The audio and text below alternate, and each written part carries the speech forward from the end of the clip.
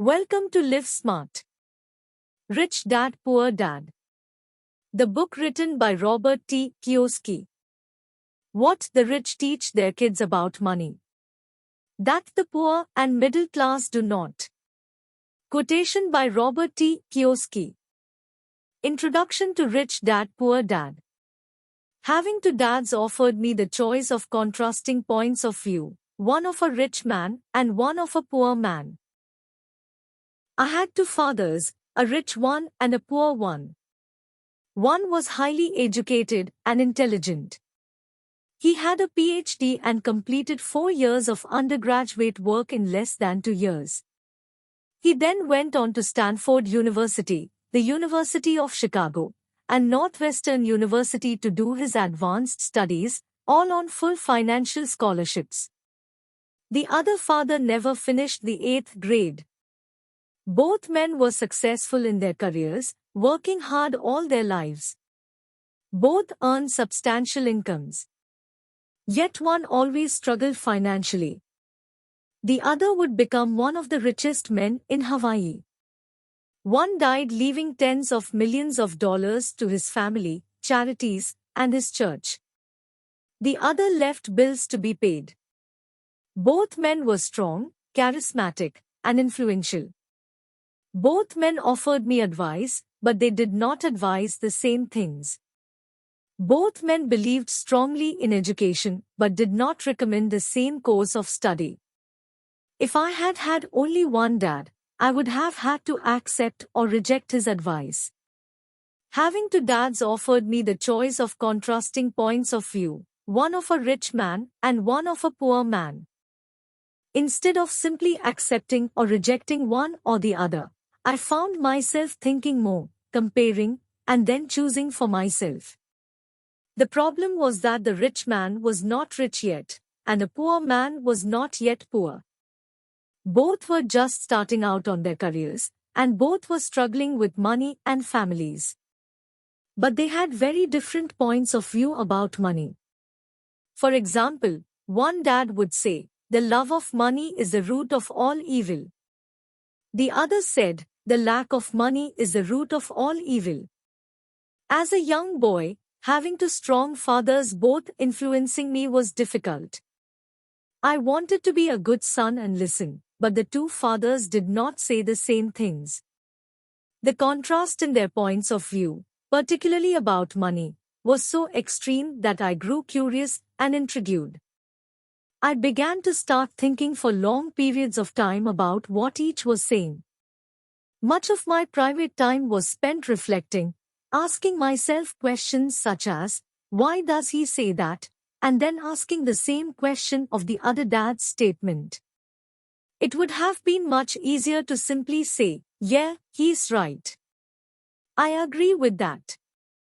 Or to simply reject the point of view by saying, "The old man doesn't know what he is talking about." Instead, having two dads whom I loved forced me to think and ultimately choose a way of thinking for myself. As a process, choosing for myself turned out to be much more valuable in the long run than simply accepting or rejecting a single point of view. One of the reasons the rich get richer, the poor get poorer, and the middle class struggles in debt is that the subject of money is taught at home, not in school. Most of us learn about money from our parents. So, what can poor parents tell their child about money? They simply say, "Stay in school and study hard." The child may graduate with excellent grades, but with a poor person's financial programming and mindset. Sadly, money is not taught in schools. Schools focus on scholastic and professional skills, but not on financial skills. This explains how smart bankers, doctors, and accountants who earned excellent grades may struggle financially all of their lives. Our staggering national debt is due in large part to highly educated politicians and government officials making financial decisions with little or no training in the subject of money. Today I often wonder what will soon happen when we have millions of people who need financial and medical assistance. They will be dependent upon their families or the government for financial support. What will happen when Medicare and Social Security run out of money? How will a nation survive if teaching children about money continues to be left to parents, most of whom will be, or already are, poor? Because I had two influential fathers, I learned from both of them. I had to think about each dad's advice, and in doing so, I gained valuable insight into the power and effect of one's thoughts on one's life. For example, one dad had a habit of saying, "I can't afford it." The other dad forbade those words to be used. He insisted I ask, "How can I afford it?" One is a statement, and the other is a question. One lets you off the hook, and the other forces you to think. My soon-to-be rich dad would explain that by automatically saying the words "I can't afford it," your brain stops working. By asking the question "How can I afford it?" your brain is put to work. He did not mean that you should buy everything you want. He was fanatical about exercising your mind, the most powerful computer in the world. He'd say, "My brain gets stronger every day because I exercise it. The stronger it gets, the more money I can make." He believed that automatically saying "I can't afford it" was a sign of mental laziness. Although both dads worked hard, I noticed that one dad had a habit of putting his brain to sleep when it came to finances, and the other had a habit of exercising his brain. The long-term result was that one dad grew stronger financially, and the other grew weaker. It is not much different from a person who goes to the gym to exercise on a regular basis versus someone who sits on the couch watching television. Proper physical exercise increases your chances for health, and proper mental exercise increases your chances for wealth. My two dads had opposing attitudes, and that affected the way they thought. One dad thought that the rich should pay more in taxes to take care of those less fortunate. The other said, "Taxes punish those who produce and reward those who don't produce." One dad recommended, "Study hard so you can find a good company to work for." The other recommended, "Study hard so you can find a good company to buy." One dad said, "The reason I'm not rich is because I have you kids." The other said, "The reason I must be rich is because I have you kids." One encouraged talking about money and business at the dinner table, while the other forbade the subject of money to be discussed over a meal. One said, "When it comes to money, play it safe. Don't take risks." The other said, "Learn to manage risk." One believed, "Our home is our largest investment and our greatest asset." The other believed, "My house is a liability, and if your house is your largest investment, you're in trouble." Both dads paid their bills on time, yet one paid his bills first while the other paid his bills last. One dad believed in a company or the government taking care of you and your needs. He was always concerned about pay raises, retirement plans, medical benefits, sick leave, vacation days, and other perks. He was impressed with two of his uncles who joined the military and earned a retirement and entitlement package for life after 20 years of active service. He loved the idea of medical benefits and PX privileges the military provided its retirees. He also loved the tenure system available through the university. The idea of job protection for life and job benefits seemed more important, at times, than the job. He would often say, "I have worked hard for the government, and I'm entitled to these benefits." The other believed in total financial self-reliance. He spoke out against the entitlement mentality and how it created weak and financially needy people. He was emphatic about being financially competent. One dad struggled to save a few dollars. The other created investments. One dad taught me how to write an impressive resume so I could find a good job. The other taught me how to write strong business and financial plans so I could create jobs. Being a product of two strong dads allowed me the luxury of observing the effects different thoughts have on one's life. I noticed that people really do shape their lives through their thoughts. For example, my poor dad always said, "I will never be rich." And that prophecy became reality. My rich dad, on the other hand, always referred to himself as rich. He would say things like, "I'm a rich man, and rich people don't do this." Even when he was flat broke. After a major financial setback, he continued to refer to himself as a rich man. He would cover himself by saying, "There is a difference between being poor and being broke. Broke is temporary. Poor is eternal." My poor dad would say, "I'm not interested in money, or money doesn't matter." My rich dad always said, "Money is power."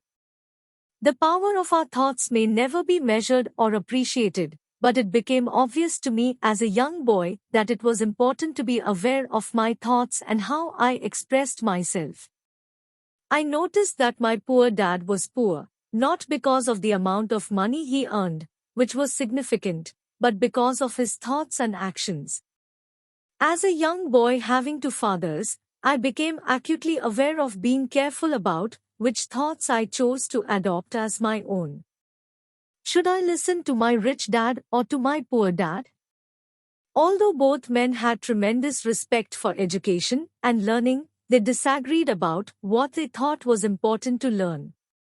One wanted me to study hard, earn a degree, and get a good job to earn money. He wanted me to study to become a professional, an attorney or an accountant, and to go to business school for my MBA. The other encouraged me to study to be rich, to understand how money works, and to learn how to have it work for me. "I don't work for money," were words he would repeat over and over. "Money works for me." At the age of 9, I decided to listen to and learn from my rich dad about money. In doing so, I chose not to listen to my poor dad, even though he was the one with all the college degrees. There is a difference between being poor and being broke. Broke is temporary. Poor is eternal. A lesson from Robert Frost. Robert Frost is my favorite poet. Although I love many of his poems, my favorite is The Road Not Taken. I use its lesson almost daily. The road not taken. Two roads diverged in a yellow wood. And sorry I could not travel both. And be one traveler, long I stood. And looked down one as far as I could. To where it bent in the undergrowth. Then took the other, as just as fair. And having perhaps the better claim. Because it was grassy and wanted wear. Though as for that the passing there had worn them really about the same. And both that morning equally lay. In leaves no step had trodden black. Oh, I kept the first for another day. Yet knowing how way leads on to way, I doubted if I should ever come back. I shall be telling this with a sigh. Somewhere ages and ages hence. Two roads diverged in a wood, and I took the one less traveled by. And that has made all the difference. And that has made all the difference. Over the years, I have often reflected upon Robert Frost's poem. Choosing not to listen to my highly educated dad's advice and attitude about money was a painful decision, but it was a decision that shaped the rest of my life. Once I made up my mind about whom to listen to, my education about money began. My rich dad taught me over a period of 30 years until I was 39 years old.